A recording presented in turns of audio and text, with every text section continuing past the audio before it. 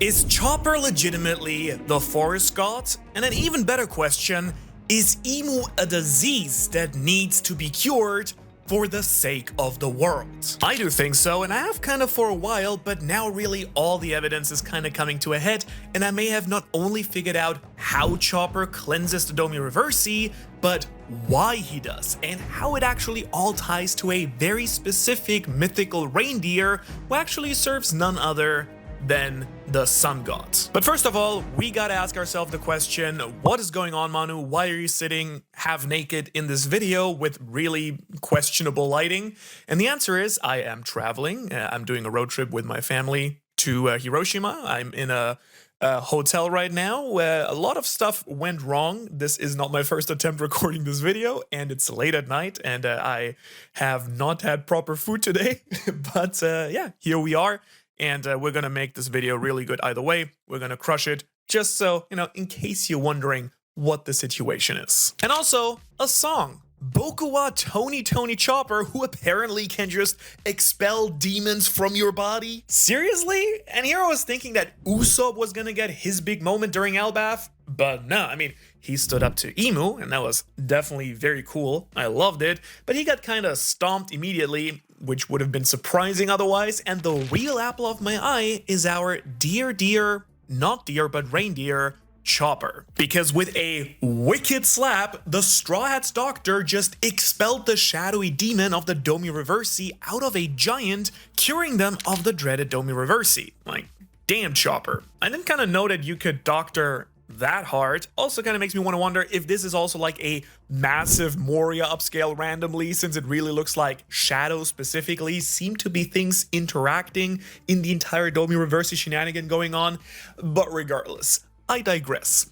Chopper can purify the Domi Reversi somehow, right? And I don't mean metaphorically or symbolically or pathologically. Dude, the dude physically punched the shadow out of the giant's body. Kinda hoping I'm not too loud here, but I'll try to keep it down. Also, we need to talk about this thing specifically because I'm kinda starting to think that I wasn't too crazy for calling Chopper the forest god a while back. In fact, it kind of feels like the correct path to assume here, especially seeing as he's one of two characters now who can override the Domi Reversi, and the other one is, of course, the legendary Nidhogg, Loki. So definitely helps give a little bit credit to the forest god idea right off the bat. So how did he actually do it, right? How did Chopper pull it off? It was like such a mind-blowing moment. Has this been foreshadowed by Oda at all?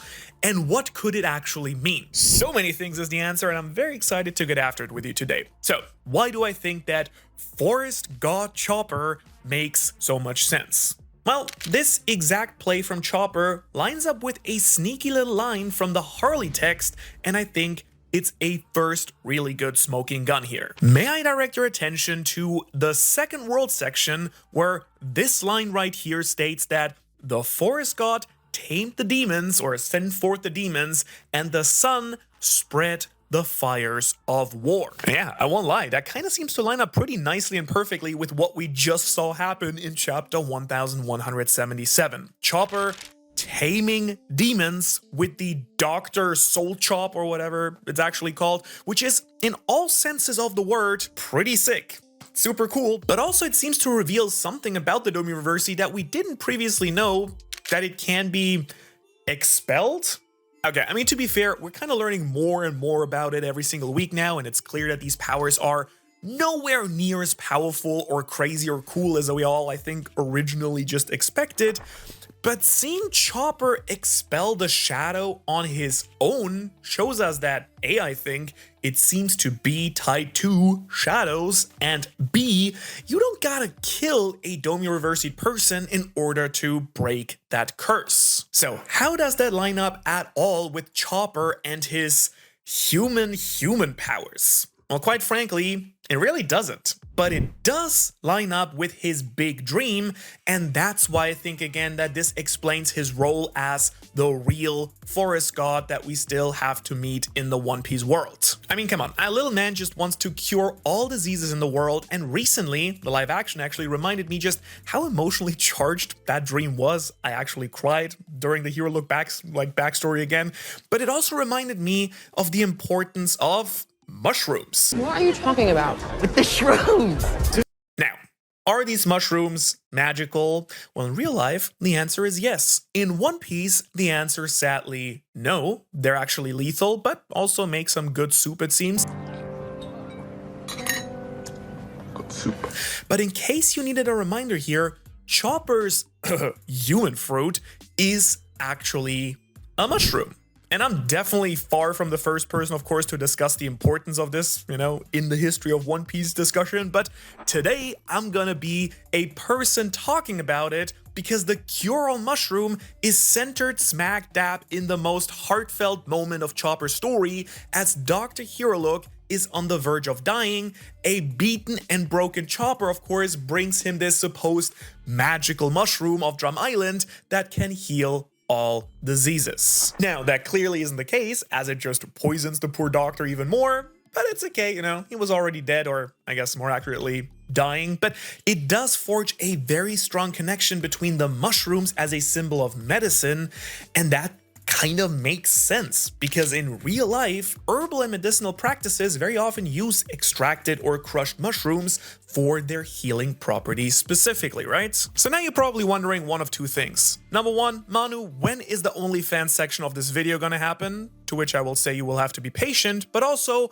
why did you just go on this massive rant about Chopper and mushrooms when you're supposed to be talking about why his devil fruit is that of the forest god?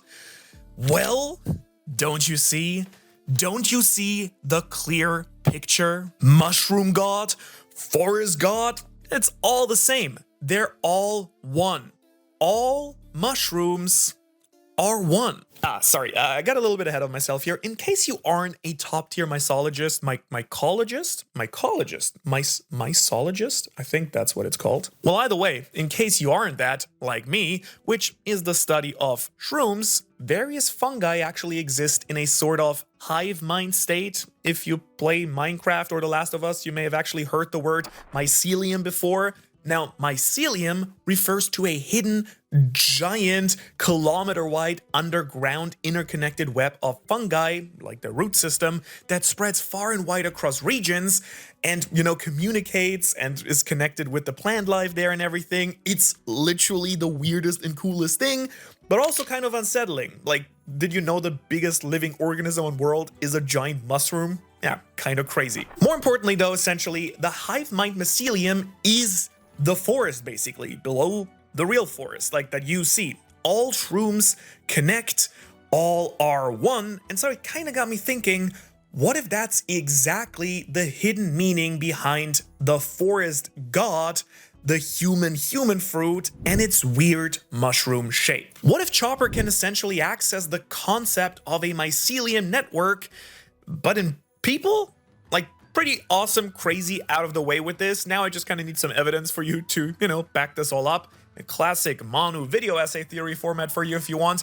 And if you do want more of those, why not consider joining the Ohara Patreon, where we can all hang out in our cool yukatas and eat cup ramen, I guess. Your support gives us a very direct means of creating more content for you and comes with a lot of exclusive behind the scenes stuff for my life and how I make these theories and what's happening under the... Okay, I gotta stop. I really gotta stop. But quite frankly, it just really helps considering that, YouTube is slowly shifting towards more and more AI search tools, and I ain't certain how that's gonna impact all the channels, and I'm not gonna, start making crazy short videos or something, like whatever YouTube is trying to push us to do. But that very weird plug in this very weird room with this very weird video out of the way now, I've always kind of found it really funky that Chopper has a human fruit. Like, not narratively, of course. It's pretty cool for an animal like Chopper to become more human by eating a devil fruit like that, but more so because it's the same fruit type, of course, as Luffy, but clearly behaves totally differently, like it looks different, and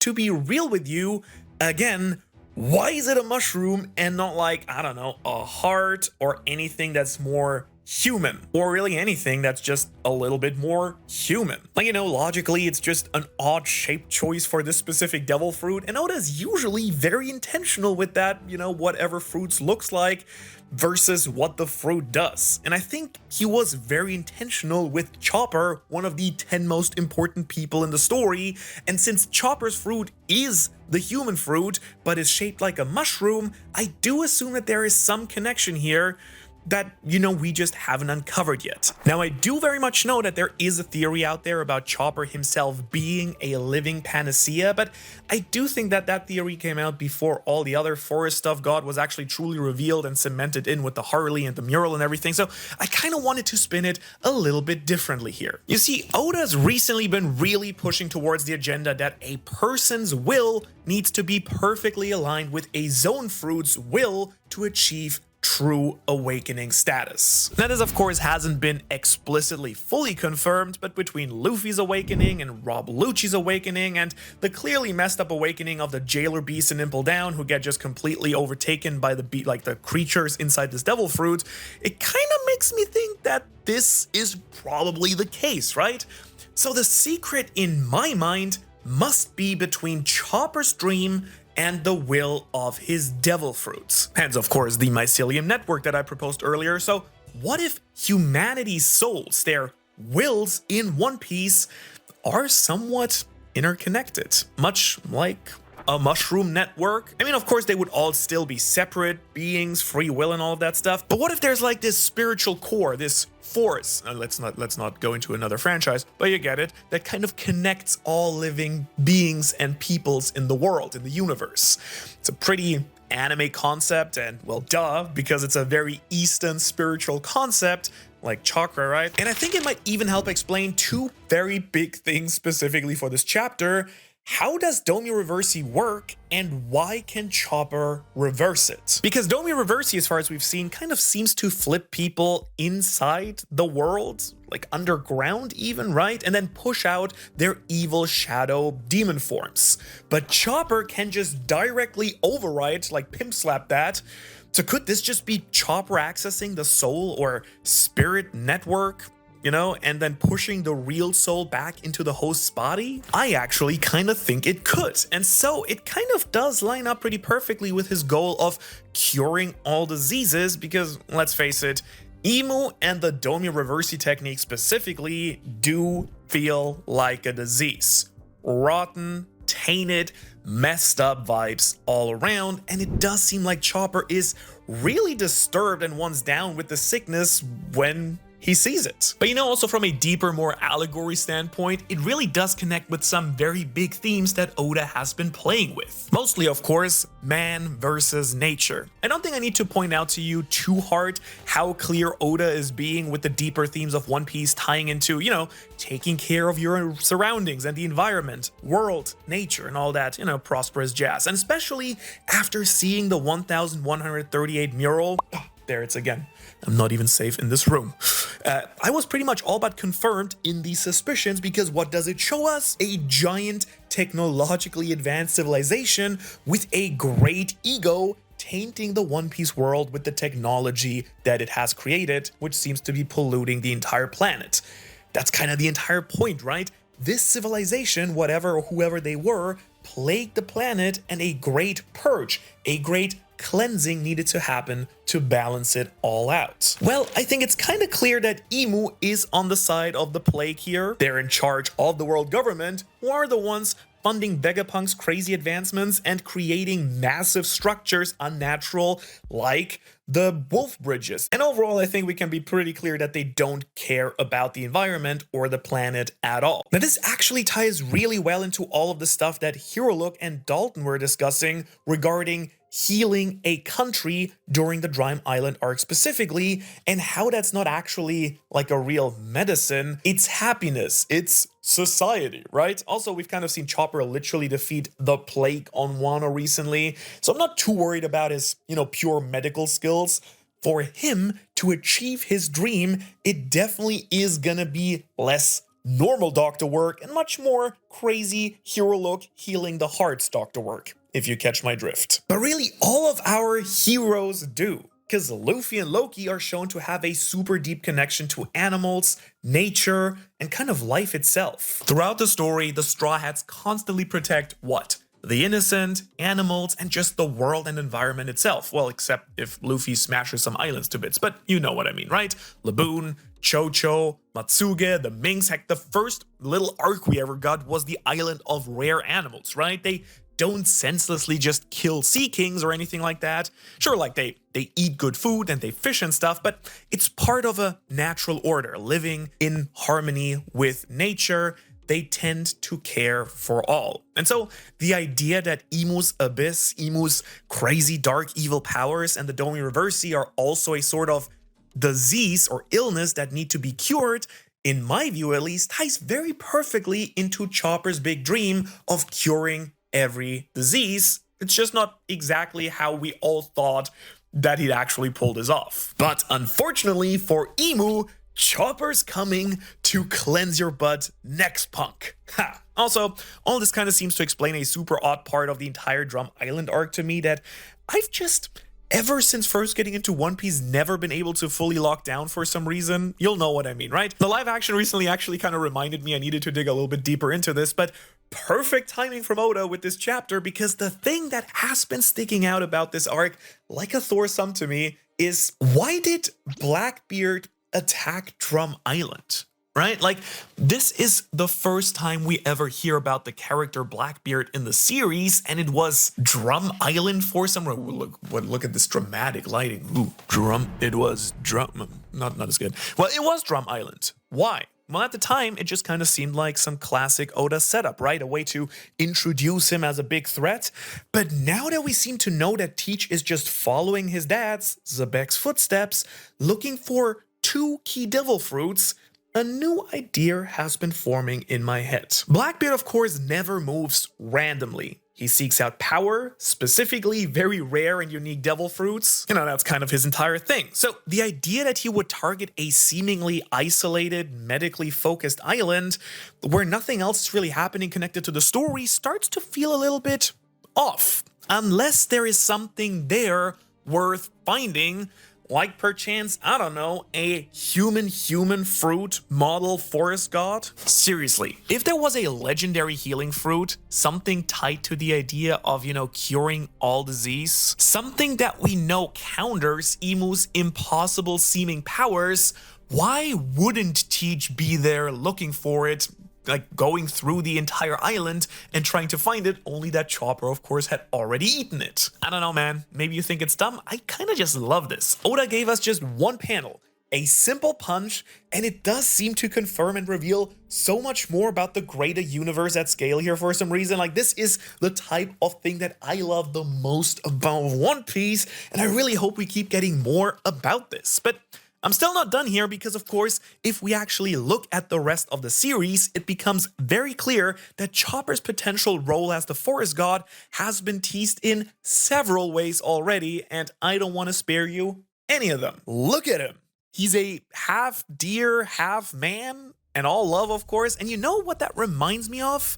Forest gods. Like, seriously, across various mythologies, forest gods take the form of deer or deer-like creatures, which tend to symbolize health, harvest, purity, nature, right? Which, as I just said, homeboy Chopper is out here purifying the literal darkness like freaking Sora from Kingdom Hearts, basically. And of course, since this is a certified Ohara video you're watching, even though, like, a little bit worse than usually, you just know I have to talk about some mythological stuff. Bring the receipts for you right now, that there is something to the reindeer stuff as well. Now, I've actually already touched on some of them in my previous Chopper Forest God video, but there's a new one that I actually found recently that actually is like very rad and ties into Chopper's role as a servant of Sun God Luffy pretty nicely too. In case you've actually watched the previous video I made on this topic, it's been a while, right? You might remember the name Seronnos. I still don't have it fully down, but here's the word. Seronnos, a Celtic forest god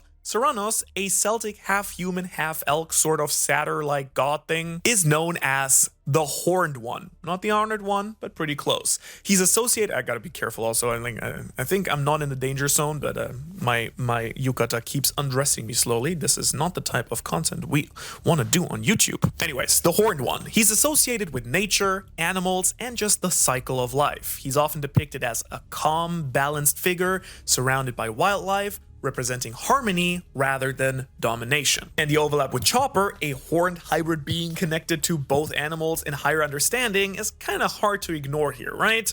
Horns are both of their whole things. It's a match made in heaven, basically, or like, I guess, a match made in hell. Because, seriously, the connections go fairly deep. Like, really deep. Cernunnos is an archaic and powerful deity, which lines up really well with the, 3 eras of One Piece and how the forest god last blessed the blue planet like 1,000 years ago, basically. And the horns are also another key point because they tie in nicely to how Oda is painting devils in the series as the real heroes. The D-Clan and all their pals seem to be painted as demons by Emu, despite Emu clearly being the real daimonic guy themselves. But the idea that Chopper with his horns, who was always viewed as a monster, but actually might be the great purifier, is actually a very fun narrative deceit that Oda gets to play with here. And that brings me back to my big kicker point about Cernunnos being a forest god, yes, but he's also being the god of the underworld. And seeing as we just now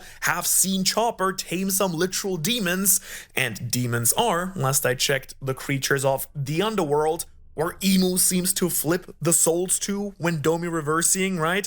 It does pretty much add up very nicely. So all that mycelium network and soul stuff we talked about might actually all tie to the underworld instead. Like, Chopper might not be purifying a tainted part of a big soul network. He might actually just have the power to, like, ferry back the souls from the underworld back to the surface. I kind of wonder how, though.